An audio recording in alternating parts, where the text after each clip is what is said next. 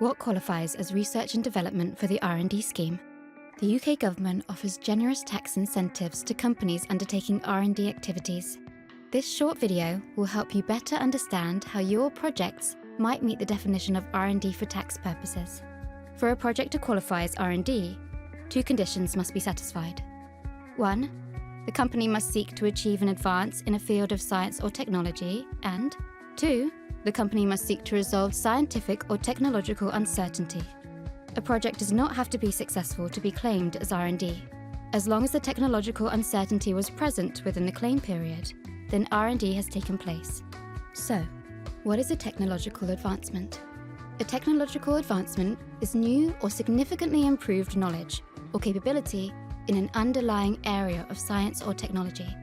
The advance should be in a field of science and technology as a whole, and not just in a company's own state of knowledge or capability.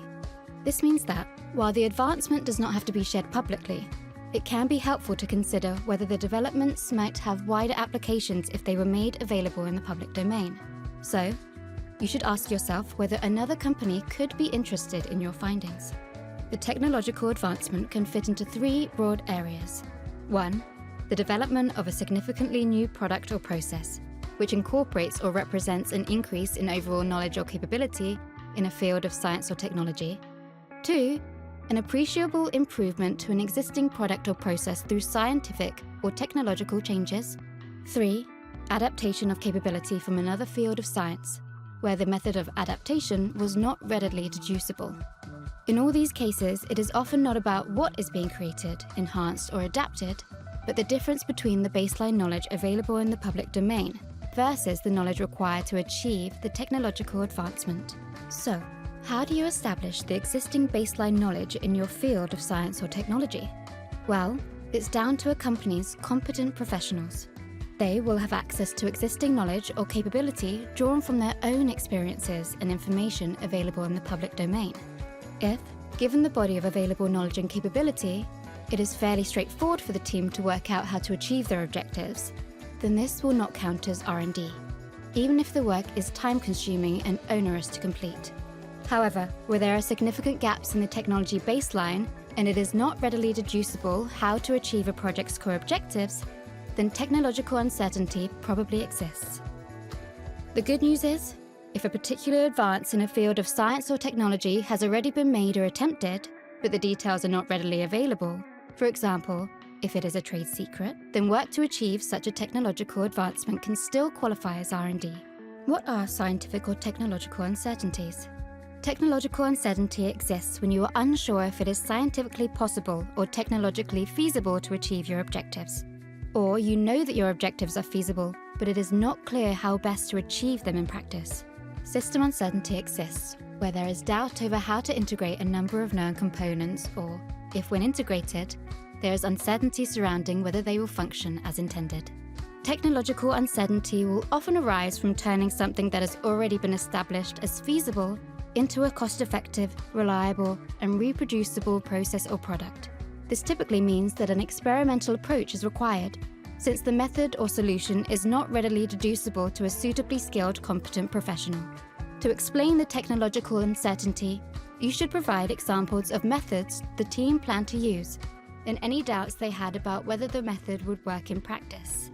So, what are some examples of eligible R&D projects? Finance or business is not considered a field of science or technology, but computer and information science, data science, and mathematics are.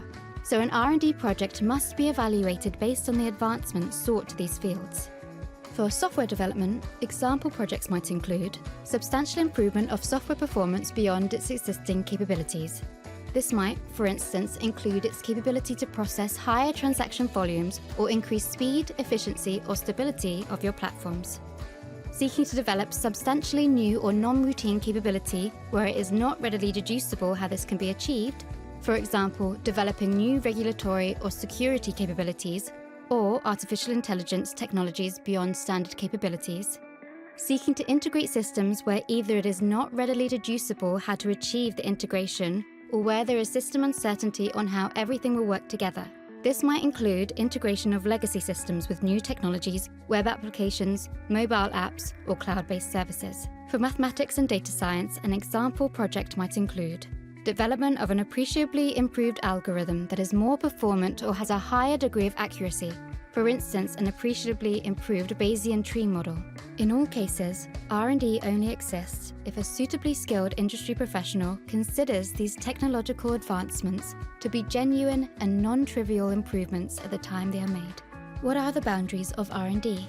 A project consists of a number of activities conducted to a method or plan in order to achieve an advancement. You need to get the boundaries of the project correct, and it should encompass all the activities that collectively resolve the uncertainty associated with achieving the advance, which means it could include a number of different sub-projects. An R&D project may be part of a larger commercial project, but that does not make other parts of the commercial project that do not address technological uncertainty R&D. We need to distinguish between those activities which qualify as R&D and those which do not. You should also be aware that an R&D project starts when work to resolve a technological uncertainty begins, and it ends when that technological uncertainty has been resolved. This means, across the life of a commercial project, different R&D projects can begin and end through different phases of a project, through inception to full-scale production. Thank you for taking the time to watch this training video. Please reach out to your EY team if you have any questions.